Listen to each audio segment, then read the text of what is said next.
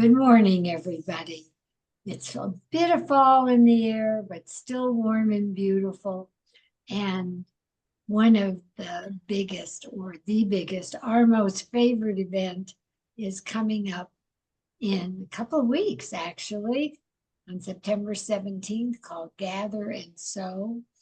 And Chelsea Manley from the event, Darrel, Truett, who is our Barolo Grill, who is not only the most incredible chef, but is played leader of the band for this whole thing. So we're going to hear today about the event and what's happening at Barolo Grill, because Chelsea, me, and everybody I know loves to eat. Good morning, everybody. Good morning. Good to see you. I'm so glad you all came, and if you believe I hear Cheeseman Park has a lawn out and back, and their lawn mowers are better. Nice. All right, Chelsea, maybe we should start with you. Tell us about the FoodBank's big event. Sure.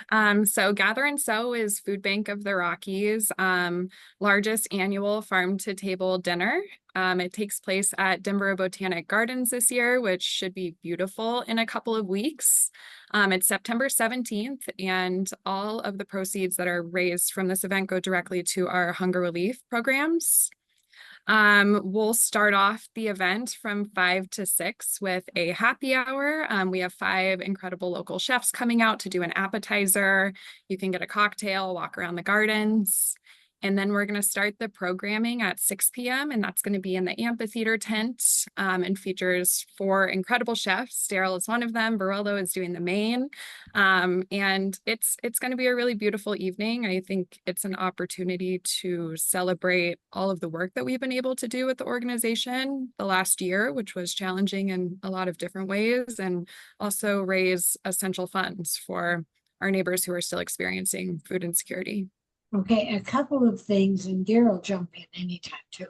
But I have heard, read, blah, blah, blah, about the FoodBank of the Rockies. First, I want you to tell people, because they always think I'm lying, or maybe just ignorant, when I tell them how many meals you put out a day. And they say, you know, you're getting old. It's cute, but not really. And the great need is even more since COVID is done because of government funding and such. Yeah, it's kind of, the number of meals is a hard number to wrap your head around sometimes when we're talking about it annually, for sure. So we do 179,000 meals each day.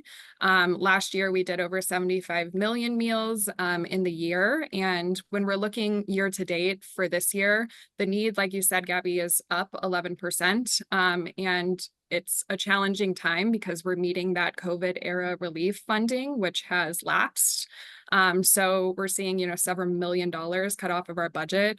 Food costs obviously is still sky high in a lot of different areas. So we're kind of grappling with the same socioeconomic factors that people are dealing with that are coming to the food bank. So yeah, it's been challenging, but we're doing the best we can to just continue to meet the need of our community.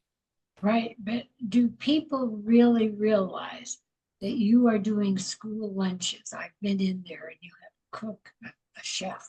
They're doing that.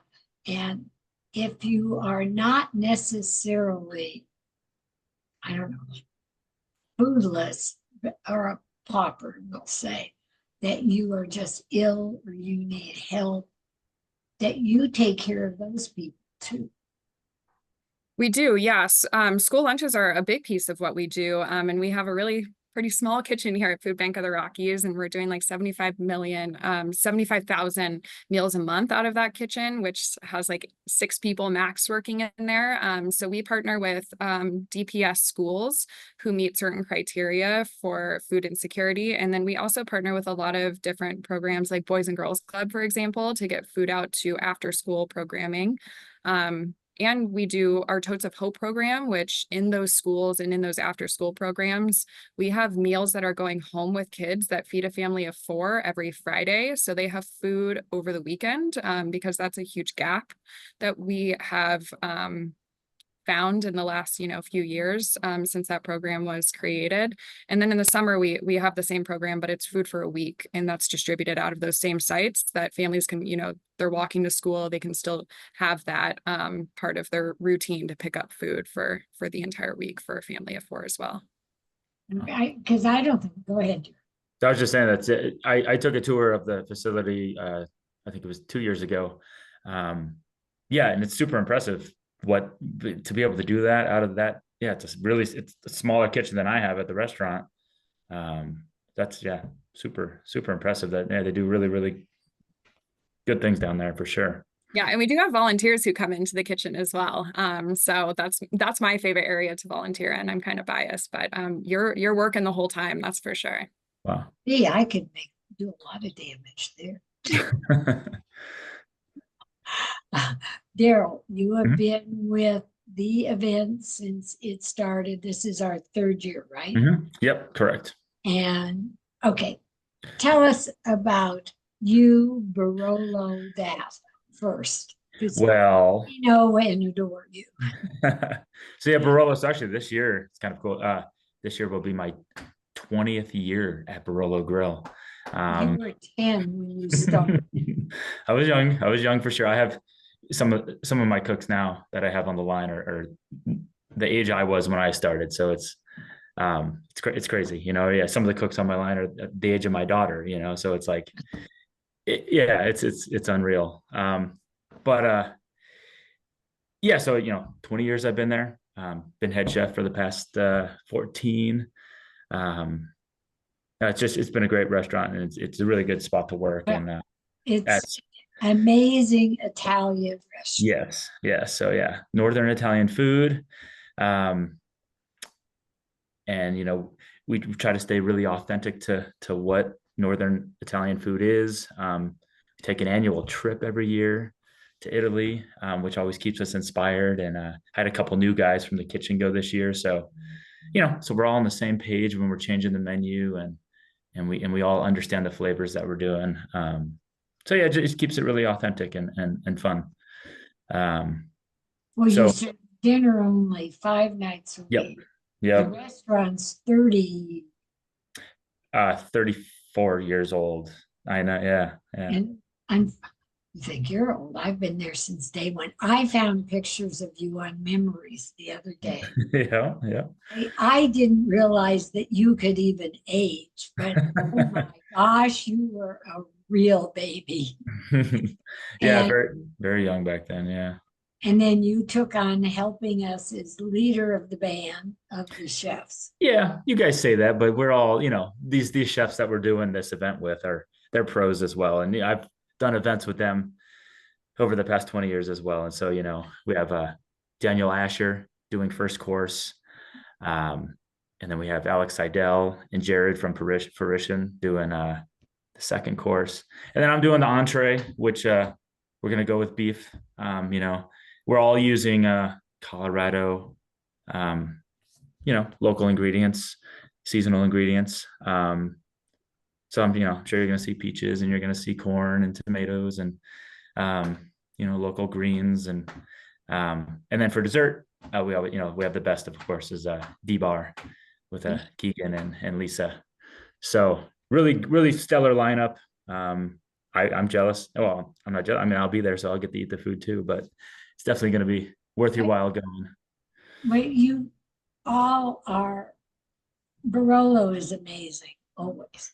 I mean, Chelsea and I were there, but last week after we walked the park, Nice. The gardens to see it.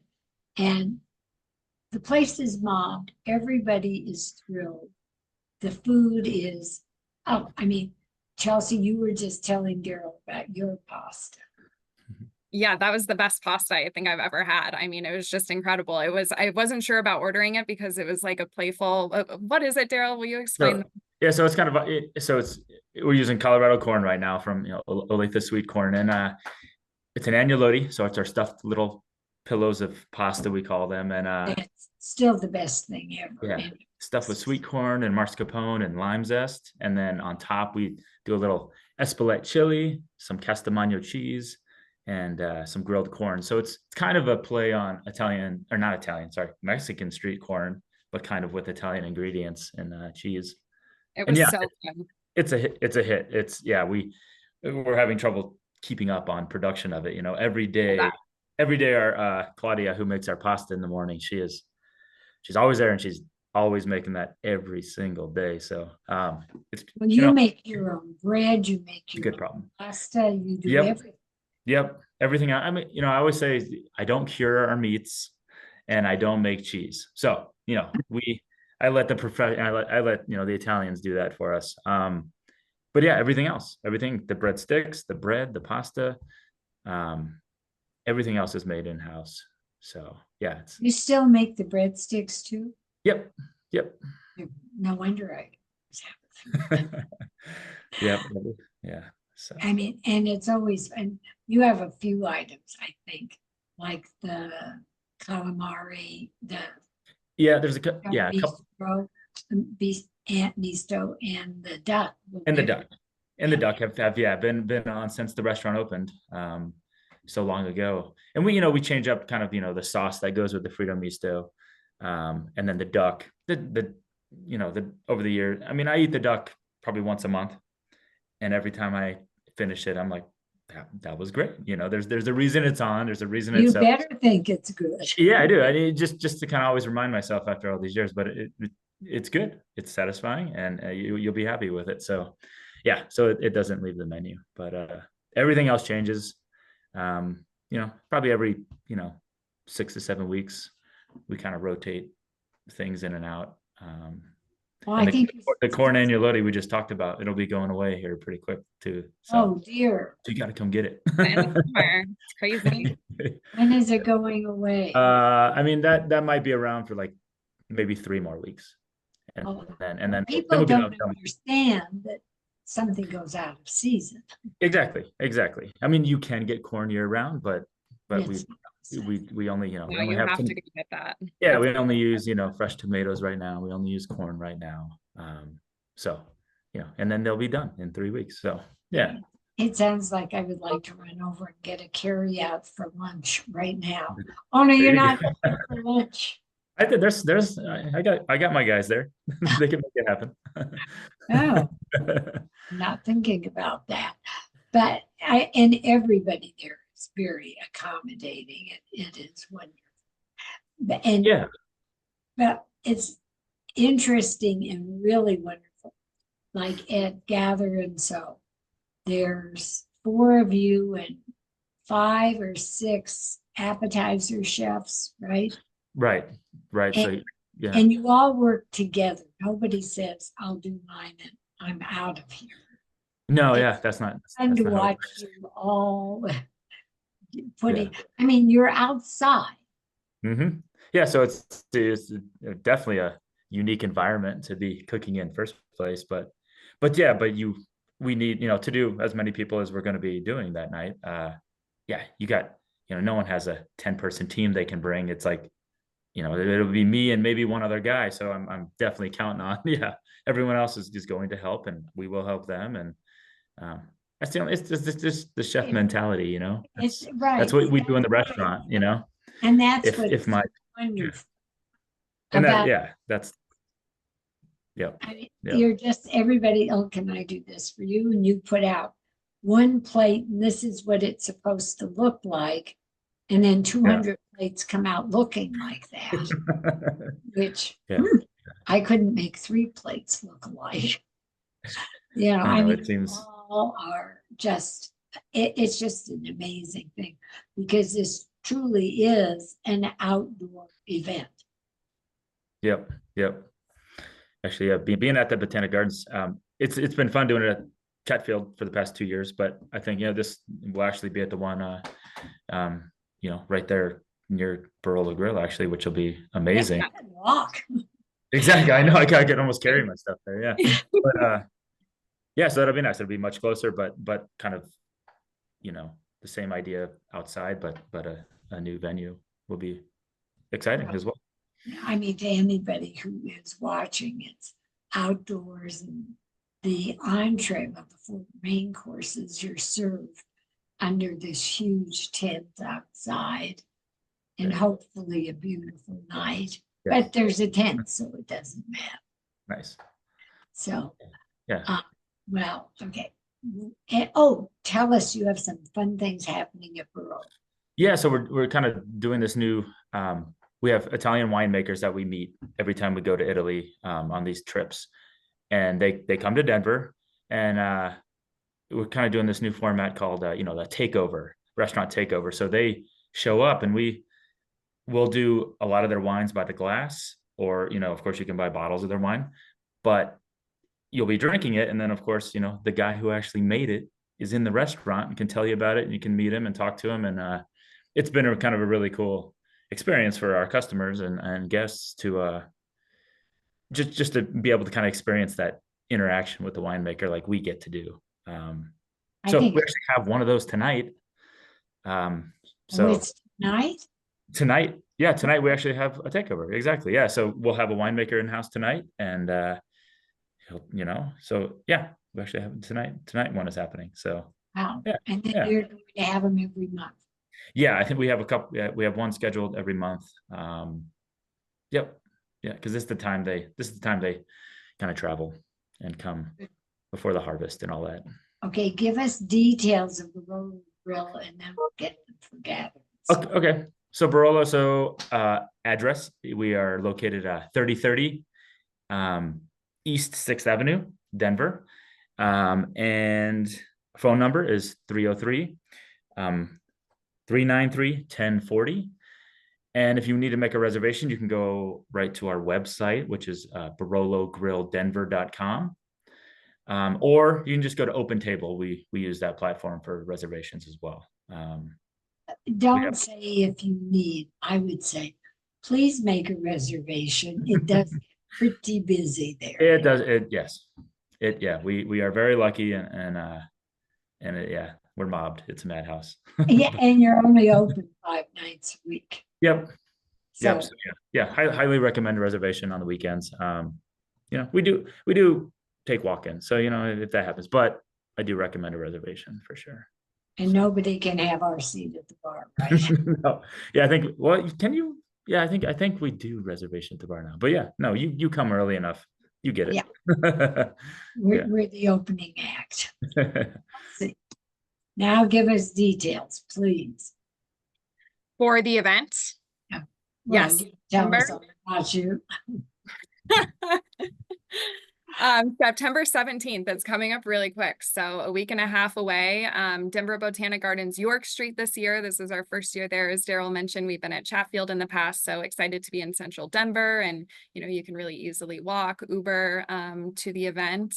We're going to have the happy hour in the orangery space, which is the really beautiful kind of in and out garden space when you walk in. And then we have the amphitheater tent, the large tent directly behind the amphitheater for the actual event.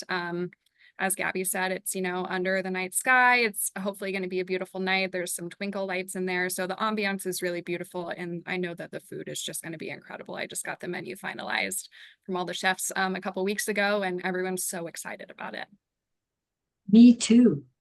And how would one get tickets? So we only have a couple of tickets left.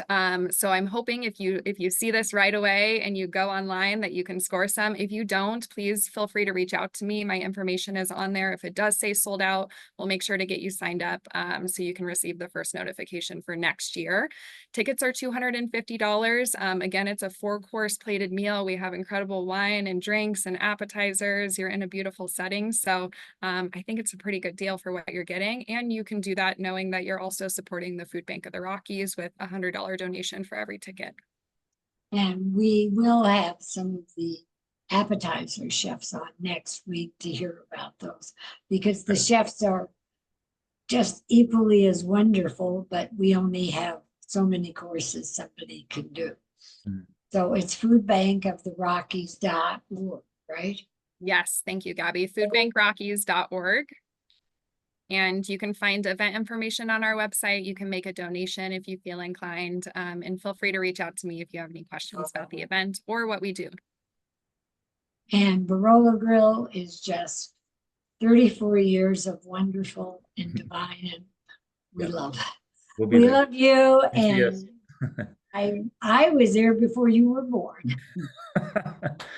Uh, However, it doesn't matter. It's wonderful. And everybody who is watching, it's a great, wonderful group of people, an incredible charity.